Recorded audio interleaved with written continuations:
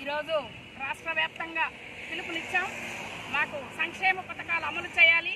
అదేవిధంగా అంగన్వాడీ ఉద్యోగులను ప్రభుత్వ ఉద్యోగులుగా గుర్తించాలి, మినీ వర్కర్ని మెయిన్ వర్కర్లుగా గుర్తించాలని 3 జీవోలు జారీ చేశారు. ఏమని?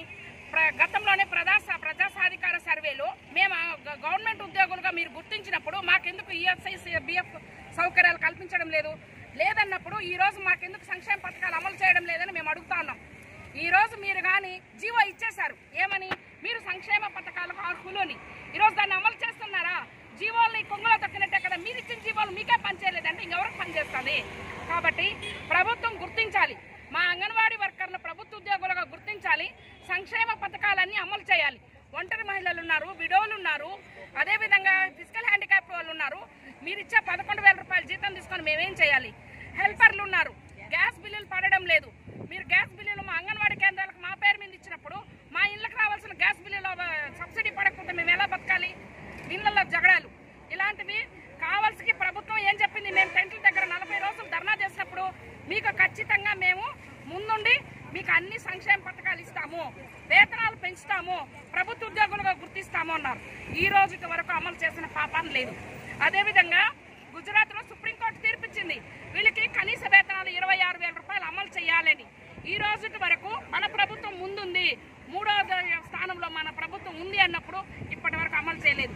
మీరు సుప్రీంకోర్టు తీర్పును అమలు చేసే పరిస్థితుల్లో కూడా లేకుండా ఉన్నారంటే మీరు ఓట్లు అడిగేటప్పుడు ఏమని మాకు మనసులో పెట్టుకొని అడుగుతున్నారు? ఓట్లకు వచ్చినప్పుడు ఈరోజు మా సమస్యలు పరిష్కరించే దిశగా మీరు కానీ పనిచేయలేదంటే ఖచ్చితంగా మా యొక్క ఆందోళన కార్యక్రమాన్ని మరింత ఉధృతం చేస్తామని కూడా ఇందు మూలంగా హెచ్చరిస్తున్నాం. కాబట్టి మా అందరికీ పెన్షన్ సౌకర్యం, అదేవిధంగా యాప్ల గోల చాలా పెద్దదైపోయింది. సెంట్రల్ యాప్ ఒకటి, స్టేట్ యాప్ ఒకటి, ఈ 2 కలిపి ఒక యాప్గా ఇచ్చి మాకు పని భారాన్ని తగ్గించాలి. రెండోది ఏమంటే ఇప్పుడు సెంట్రల్ గవర్నమెంట్ నిన్న ఒక కొత్త జీవో ఇచ్చిందంట, మళ్ళీ కూడా మీరు బిఎల్ఓలుగా పనిచేయాలని. మళ్ళీ ఈ విధంగా రకరకాల పని భారాన్ని మోపడానికి అంగన్వాడీ కార్యకర్తలు మీకు ముందు కనబడతారు, మాకు వేతనాలు పెంచడానికి మాత్రం మేము వెనకుండాలా.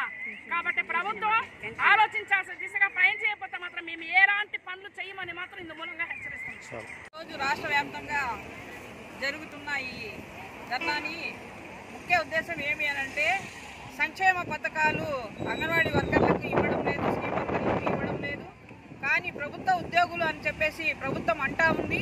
మేము అడుగుతున్నాం, ప్రభుత్వ ఉద్యోగులు అయితే 26,000 గవర్నమెంట్ ఎందుకు మాకు జీతం ఇవ్వలేదు, ఎందుకు ఇవ్వలేదో కూడా తెలియజేయాలి. సుప్రీంకోర్టు తీర్పు ఇచ్చి కొన్ని ఏళ్ళు అవుతా ఉంది, కానీ దాన్ని పట్టించుకోకుండా ఊరికే ప్రభుత్వ ఉద్యోగులు అని చెప్పేసి సచివాలయాల్లో 12,000 ఇస్తా ఉన్నాం అంగన్వాడీ వాళ్ళకని నోటీసులు అతికించుకుంటా ఉన్నారు.